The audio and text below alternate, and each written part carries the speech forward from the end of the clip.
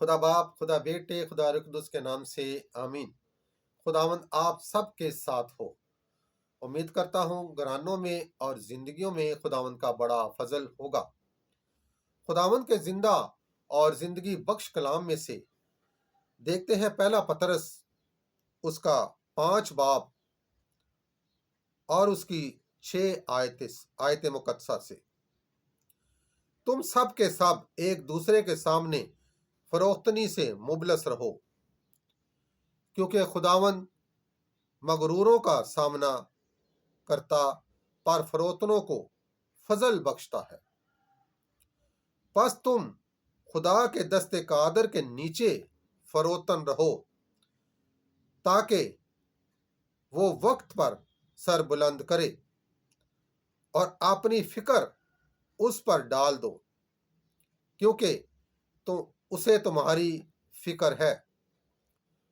ہوشیار اور بیدار رہو، تمہارا مخالف شیطان گرجنے والے شیر ببر کی مانند ڈھونڈتا پھرتا ہے، تاکہ کسے پھاڑ کھائے۔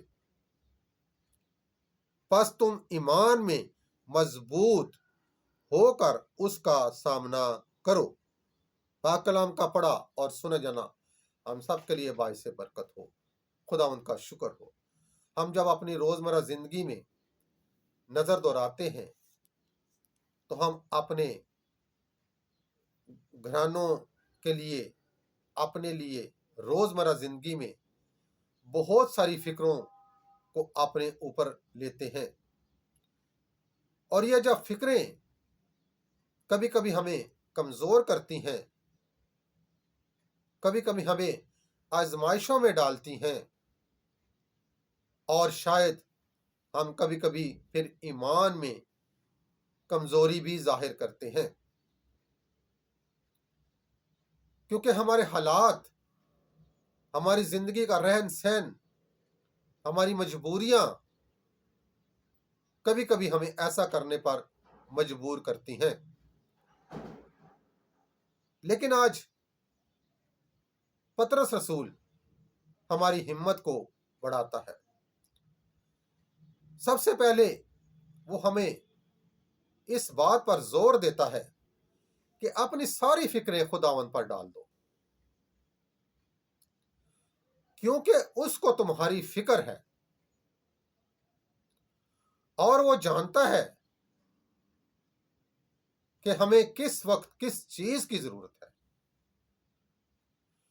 کیونکہ ہم روزمرہ زندگی میں اور خاص کر ان روزوں کے دنوں میں جتنا دعا میں بڑھتے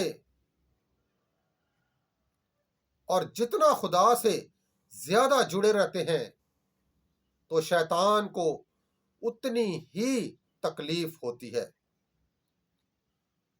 اور وہ اس طاق میں رہتا ہے کہ کب ہم اپنے ایمان میں کمزوری دکھائیں اور خداوند سے تھوڑا سا دور ہوں، اور وہ ہمیں پکڑے اور پھاڑ کھائے۔ لیکن پطرس ہمیں آج اپنے اس خط میں بتاتے ہیں کہ اپنی ساری فکریں اس پر ڈال دو، کیونکہ اسے تمہاری فکر ہے۔ ہوشیار رہو اور بیدار رہو۔ وہ چاہتا ہے کہ ہم ایمان میں اور روحانی طور پر بیدار رہیں، تاکہ ہم اس شیطان کے جنگل سے بچے رہیں، اور وہ ہماری محنت جو ہم ہر روز دعا کے ذریعے کرتے ہیں، اس روزہ میں ٹھہر کر کرتے ہیں، وہ ضائع نہ جائے۔ اور اس کے لیے یہ ضروری ہے کہ ہم خداوند میں ایمان میں مضبوط رہیں، کیونکہ جب ہم ایمان میں مضبوط رہیں گے تو یہ شیطان جو گرجنے والے ببر شیر کی مانند ہماری طاق میں ہے، یہ ہمارا کچھ نہیں بگاڑ سکتا۔ کیونکہ ہمارا خداون شیطان پر اور تمام چیزوں پر غالب آ کر فاتح ہے، اور جب ہم دعا میں ٹھہرتے ہیں، جب ہم اس کے ساتھ جڑے رہتے ہیں، تو وہ ہمیں بھی ان ساری چیزوں پر فاتح بناتا ہے۔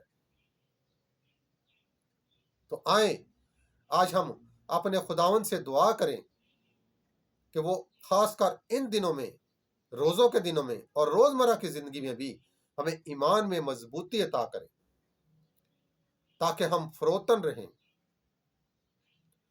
اور بیدار رہیں روحانی طور پر، کیونکہ روحانی طور پر بیداری جو ہے خداوند کے ساتھ، وہ ہمیں اندر سے بھی اور باہر سے بھی مضبوط کرتی ہے،